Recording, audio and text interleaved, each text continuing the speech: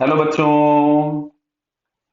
यहाँ क्वेश्चन में लिखा है two speakers separated by some distance emit the sound of same frequency at some point P the intensity due to each speaker is I naught. Clear है। The path difference from P to one is lambda by two greater than that from the other. Clear है। समझो जैसे कैसे। यहां मान लो दो speakers हैं S1 और यहां कहीं पे S2, यहां कहीं पे कोई भी पॉइंट हम मान लेते हैं P। तो एक ये पाथ होगा हमारे पास S1P और एक पाथ हम लोगों के पास होगा S2P। तो क्वेश्चन में आपके पास ये बोल दिया उसने कि डेल्टा एक्स जो हम लोग लिखे, मान लो हम लोग यहां से लिख देते हैं S2P माइनस S1P, तो that is lambda by to. ये हम लोगों को दिया हुआ है। क्लियर है।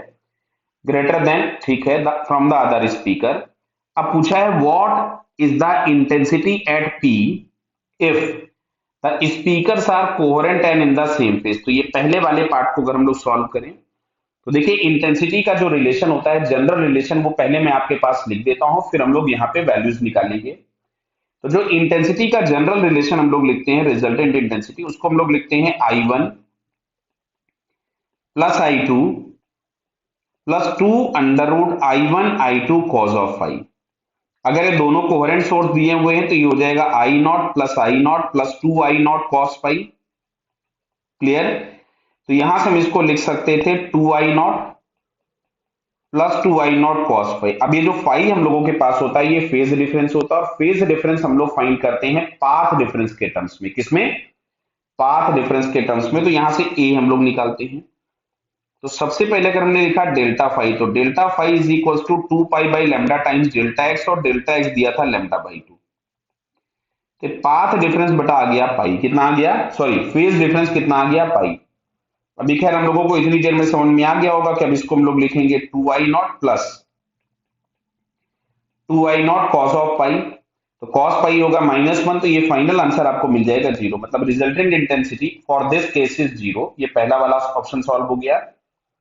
अगर बोला स्पीकर्स आर इनकोहेरेंट, क्लियर है, तो ये ध्यान रखना बेटा, अगर स्पीकर्स नॉन कोहेरेंट होते हैं तो जो रिजल्टेंट इंटेंसिटी हम लोगों के पास मिलती है वो डायरेक्टली हम लोगों को आती है I1 प्लस I2। इसको हम एवरेज इंटेंसिटी भी बोलते हैं। तो I1 प्लस I2 मतलब ये हो जाएगा 2I0, क्योंकि दोनों की इंटेंसिटी तो क्या दी गई थी? सेम दी गई थी। तो ये बी वाला पार्ट हो गया। अब आते हैं जरा सी वाले पार्ट पे। तो सी वाला क्या बोलता है? If the speakers are coherent but have phase difference 180 degree.